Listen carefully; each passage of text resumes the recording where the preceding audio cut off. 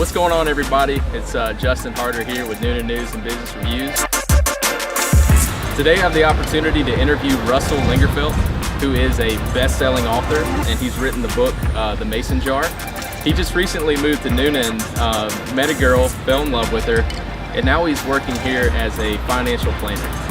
So we're about to go over to the cookie bar, and you're gonna have an opportunity to meet him in person. So let's go over there and check it out.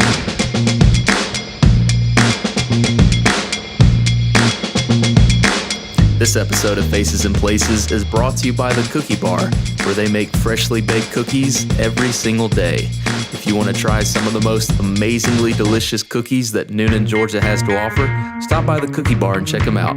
I guarantee that you'll love their cookies. Thanks for being on the show today. I appreciate it. To start off with, tell me about your transition to Noonan. You just recently moved to Noonan, is that right? I did, just a few months ago. My best friend married this girl's best friend, and we met at the wedding. She grew up in Noonan, and we met probably around 2014, and we've been dating, and I moved over about 3 or 4 months ago. I had a financial firm offer me a job as a financial advisor. I took it, and so here I am. Awesome. What do you think about Noonan so far? I love it. It's a great fit for me because I love the downtown, and if you ever want to get away from the town, all you have to do is drive less than 3 miles away, and you're with the cows and the horses. And that's how I grew up. I grew up on a Black Angus cattle farm. Yeah. So I love the country, and I love the people. It's for me, at this place in my life, it's a great place to be. Awesome. I also love the fact that we're just 45 minutes away, or less than 45 minutes away, from an international airport. So, you know, we can get to Beijing in less than 24 hours. Wow. We can get to Rome. We can get direct flights into Rome, Italy. So I'm all about it. Let's go. Man. Speaking of airports, I know you're a traveler and you've been to multiple countries. Yeah. Tell us about some of the travels you've had. How many countries have you visited? I've been to over 20 countries. I spent a lot of my young professional summers when I was a professor, and I spent my college summers traveling to other countries, just doing internships and volunteer work, and it was a wonderful experience. I got to go to North Africa. I spent a summer in North Africa. I spent a summer in East Africa, and I spent a summer in the Middle East, and they were wonderful experiences. Awesome. Yeah. Cool. Well, good deal. Well, I know that you're a best-selling author, which is pretty cool. And you wrote this book, The Mason Jar. Okay. What inspired you to become a writer? Probably ever since I was a little kid, I liked listening to stories and telling stories. And when I was in the 3rd grade, our teacher gave us, in English class, they gave us an assignment to write a story. So I wrote it, and the teacher liked it so much that she made me get up and read it in front of the class, and I was in the 3rd grade. And I remember being the only... No, I loved it. I wasn't nervous at all. But what it was funny was I was the only one that was chosen to read their story. Yeah. And we actually ended up taking the stories that we wrote, and we created kind of like a cardstock Elmer's glue book out of it. And I still have it at home. I might be able to give it to you for some B-roll. But that happened, and then I started keeping a journal when I was 15. And by my late 20s, I'd filled up like 5 different 3-ring binders of just journal entries, just writing about these wonderful experiences I was having in the other countries, writing about my experiences of growing up. You know, whenever you're young, most of the things that you encounter are new and they're fresh and they're exciting. And I had an elderly man tell me that if I would write about my life in my younger years, when I became an elderly man, they would mean a lot to me to have. I could give them to my kids, my grandkids, and I took him up on his advice, and I'm really glad I did it. So. Right. But I was actually reading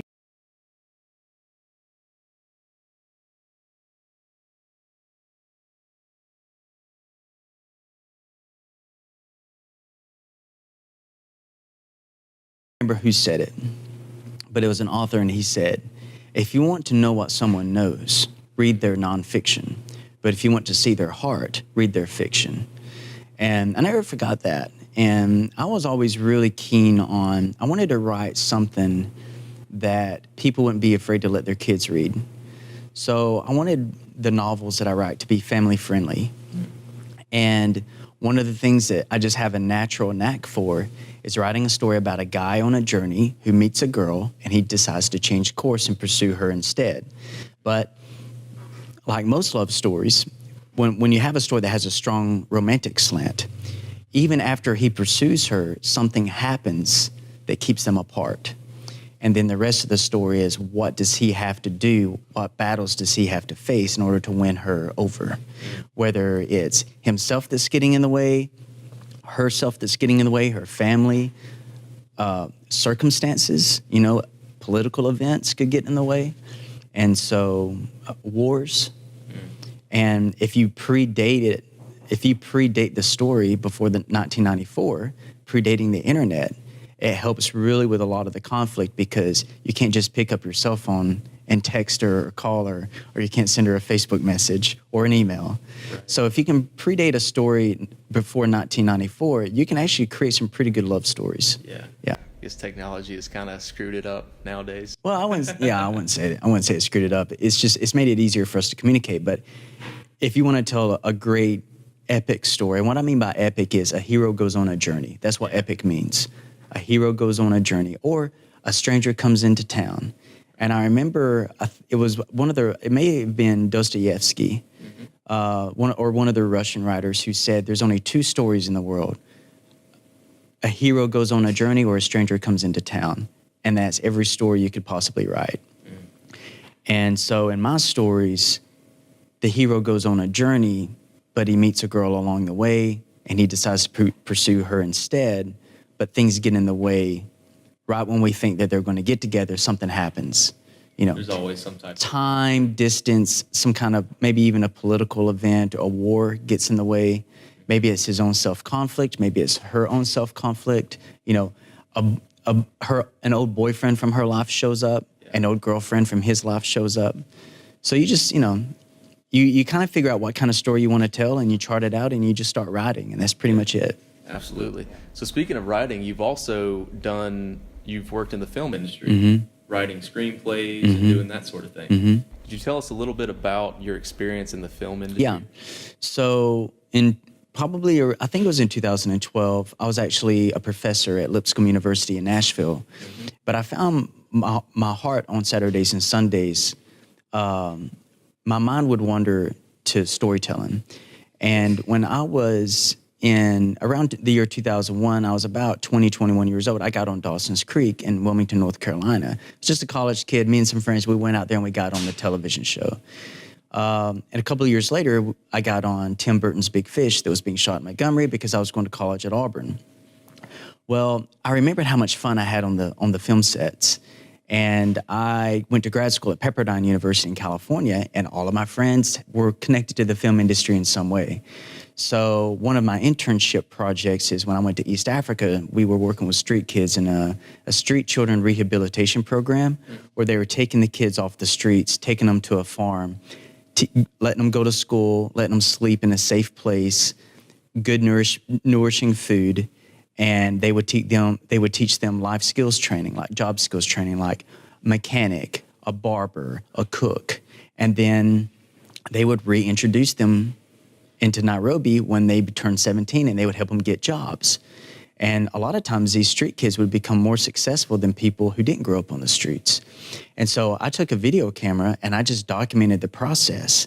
And when I got back to Pepperdine for my last year of grad school, I submitted it to the theology department, and I won the Lilly Endowment for the documentary. And then they gave me, I think, $2,500 to go to another third world country and do another project. So it was a wonderful experience, to be a boy from a small town in Alabama that did a documentary in East Africa while going to grad school in California and got awarded the Lilly Endowment. That was a huge honor for me. Really? That's awesome. That was a huge honor. Okay, so, and you've also written some screenplays. Could you tell us a little bit about that? Sure. So during my film internship in Nashville, and I kind of got sidetracked, but when I was doing my film internship, what happened was when I was serving as the professor, on the weekends I would work on film sets in Nashville, and I did a film internship. And that film internship taught me directing, producing, screenwriting, editing, all that stuff. And so I wrote a screenplay to go along with The Mason Jar, the novel. I became friends with a director. He now he's in Hollywood, but at the time he was just doing music videos and commercials. And his name was Brent McCorkle, and he was really involved in this most recent movie called I Can Only Imagine, which was shot in Oklahoma, I think. Brent was a huge part of that movie. But when I knew him in Nashville, he had recommended a handful of screenwriting books. I ended up reading 12 different screenwriting books. And that helped me write the Mason Jar screenplay. And they were having this big contest in Studio City. It was hosted by a company called Nasser Entertainment. And they're doing a lot of Ray Liotta movies, like less than $15 million budget movies. And they had this big screenwriting contest. And I heard about it. It was free to enter. I submitted my screenplay and I won first place. And when I talked to them on the phone, they said, you beat out USC and UCLA students that had bachelor degrees in filmmaking. They said, you beat them out. And I was proud of that, you know.